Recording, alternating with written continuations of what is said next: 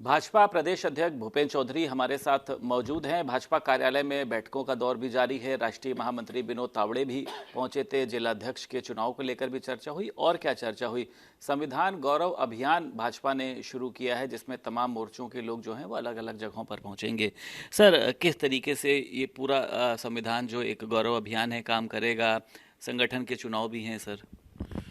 Party ने संविधान गौरव अभियान के माध्यम से जन जन तक डॉक्टर भीमराव अंबेडकर जी का, बाबा साहब का जीवन के बारे में और उनके द्वारा जो संविधान लिखा गया है और किस प्रकार से समय समय पर कांग्रेस की सरकारों ने उसमें संशोधन किए हैं, उस संविधान की मूल प्रस्तावना को भी समाप्त करने का काम कांग्रेस ने किया है।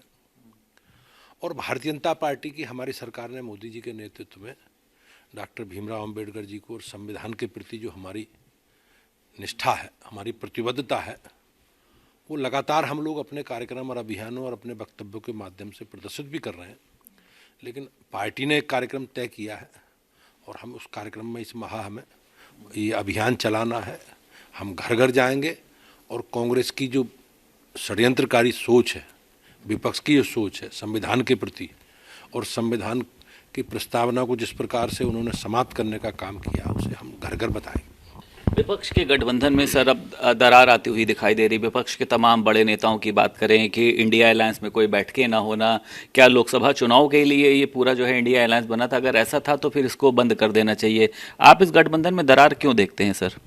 ये बेमेल गठबंधन है, इसमें कोई विचारधारा के आधार पर बना गठबंधन नहीं है। ये उन परिवारवादी जातिवादी राजनीति करने वाले लोगों का गठबंधन है जो देश में हमेशा समाज को जाति, भाषा, क्षेत्र के नाम पर बांटकर राजनीति करने का काम करते हैं। और पूरा देश इनके चरित्र को अब समझ चुका है। इस प्रकार की जाति की राजनीति करने वालों का और जिनका आपस में कोई मेल मिलाप ना हो, जिनका आपस में कोई वैचारिक समन्वय ना हो, विचारधारा ना हो, इस प्रकार की राजनीति करने वालों को, स्वार्थी की राजनीति करने वालों का स्थान देश की राजनीति में अब नहीं है। और आपने देखा होगा जिस प्रकार से ये गठबंधन के दल आपस में जो उनके हित थे, उन हितों के आधार पर किस प्रकार से विभाजित हो रहे हैं।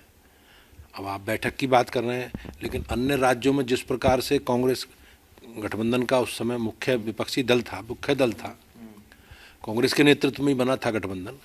आज कांग्रेस की दुर्गति किस प्रकार से उत्तर प्रदेश में हुई है। समाजवादी पार्टी कोई सीट देने तैयार नहीं है। दिल्ली में भी कांग्रेस पार्टी और आम आदमी पार्टी अलग अलग चुनाव लड़ रहे हैं। अरविंद केजरीवाल ने मना कर दिया कि कांग्रेस का कोई अस्तित्व ही नहीं है। तो मैं निश्चित रूप से कह सकता हूं कि कांग्रेस के लोगों को इस पर विचार करना चाहिए। और जिस प्रकार की एक बेमेल गठबंधन उन्होंने और अलग अलग विचारधारा से जुड़े लोगों के आधार पर उन्होंने खड़ा किया था, वो खंड खंड विभाजित हो चुका है और प्रदेश और देश की जनता उसे समझ चुकी है और भविष्य में इस प्रकार की कोई संभावना दिखती नहीं। ठीक है। संभल में सर जो वहाँ के दंगे हुए थे काफ़ी साल पहले, 184 लोगों की मौत हुई थी। योगी सरकार ने कहा है कि इसकी जांच कराई जानी चाहिए, एक सच्चाई जो है वो सामने आनी चाहिए। लेकिन विपक्ष को इसको लेकर फिर से तकलीफ होने लग गई है कि अभी के मुद्दे छोड़कर इतने साल पुराने मुद्दे को क्यों उठा रही है? नहीं, हमारे लिए देश में सांप्रदायिक दंगा होना और बड़ी संख्या में जिसमें जान माल की हानि हुई और अब तक किसी को कोई सजा उसमें या किसी को कोई दोषी नहीं पाया गया। जिस प्रकार से अपराधी दंगाई ये थे वो सत्ता के संरक्षण में, सरकारों के संरक्षण में बचते चले गए। तो मैं निश्चित रूप से कह सकता हूँ सरकार की सराहनीय पहल है। और जो भी दोषी हैं, जो भी इन दंगाइयों के साथ खड़े थे, जो दंगा करने वाले लोग थे, वो उनका चेहरा देश के समाज के सामने आना चाहिए। मिल्कीपुर में सर उपचुनाव हो रहा है, लेकिन हाँ इस बार ये ज़रूर देखा जा रहा है भाजपा बहुत श्योर दिखाई दे रही है।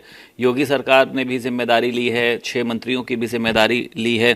आप वहाँ की सर तस्वीर को किस तरीके से देखते हैं और क्या लगता है कौन से मुद्दे वहाँ पर काम? पार्टी की तैयारी है, हमारी पार्टी की हमने पूरी तैयारी कर ली है और पार्टी के कार्यकर्ता के नाते पार्टी के कार्यक्रम अभियानों में हमारे सभी वरिष्ठ लोग जुड़े हैं, चाहे सरकार के मंत्री हों, चाहे संगठन के पदाधिकारी हों। और सबकी प्राथमिकता है कि अपनी योजनाओं को, अपने सरकार के कामों को, अपनी उपलब्धियों को जन जन तक पहुंचाया जाए। और जिस प्रकार से विपक्ष ने एक निगेटिव एजेंडा चलाया था उसे बेनकाब करके विपक्ष को मुंह तोड़ जवाब दिया जा सकता। हम लोगों ने, जैसा आपने देखा होगा कि विधानसभा के उपचुनावों में भारतीय जनता पार्टी को उत्तर प्रदेश की जनता ने बड़ा जनादेश दिया, हम 9 में से 7 सीटें जीते हैं। तो उस पर के आधार पर मैं कह सकता हूं कि जो विपक्ष का एक नेगेटिव एजेंडा था लोकसभा चुनाव में, वो पूरी तरह समाप्त हो चुका है। प्रदेश की जनता उसे समझ चुकी है और इन विपक्षी दलों का चेहरा जनता के सामने आ गया।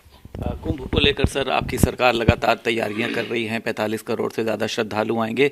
विपक्ष खासतौर से अखिलेश यादव सर इस पे लगातार सवाल उठा रहे हैं, तैयारियां अधूरी हैं, गंगा के पानी को मोड़ा जा रहा है, रास्ते बदले जा रहे हैं, हर विभाग में करोड़ों का भ्रष्टाचार हो रहा है। अब ये उनका अपना अनुभव है, लेकिन हमारी सरकार ने स्वच्छता के लिए और दिव्यता के लिए, भव्यता के लिए, कुंभ के लिए काम किया है। पिछले अभी 2019 में जो कुंभ हुआ उसकी सर्वत्र चर्चा दुनिया में हुई, और इस बार भी जो लोग श्रद्धालु आएंगे एक आस्था के साथ, हम उसमें आएंगे कुंभ में और आस्था की डुबकी लगाएंगे। निश्चित रूप से सरकार ने, उत्तर प्रदेश की सरकार, उनके स्वागत के लिए हमारी सरकार ने भव्य तैयारी की है, और उस भव्यता के साथ हम लोग, हमारी जो परंपरा है, हमारी जो विरासत है, आस्था है, उसके साथ सरकार आगे बढ़ेगी। दिल्ली विधानसभा चुनाव में क्या लग रहा है सर, इस बार बदलाव होगा? क्योंकि निश्चित रूप से जो इनका आम आदमी पार्टी के लोगों का एजेंडा है झूठ का, फरेब का, और लोगों को झूठ बोलकर ये लोग जो गुमराह करने का काम करते हैं, वो जनता समझ चुकी है इनके चरित्र को। बहुत शुक्रिया बात करने के लिए। भाजपा के प्रदेश अध्यक्ष भूपेंद्र चौधरी हमारे साथ मौजूद थे और साफ तौर पर उनका कहना यह है कि 14 जनवरी से शुरू हो रहा महाकुंभ एक भव्य और दिव्य उत्सव होगा, और उसी के साथ साथ विपक्ष का एजेंडा अब सबके सामने आ चुका है और जनता इनके झूठ और बहकावे में आने वाली नहीं है। चाहे मिल्कीपुर का चुनाव हो, चाहे दिल्ली विधानसभा का चुनाव हो, ये सभी चुनाव भाजपा जीत रही है। लखनऊ से वीडियो जर्नलिस्ट पंकज निगम के साथ संदीप खेर, भारत समाचार।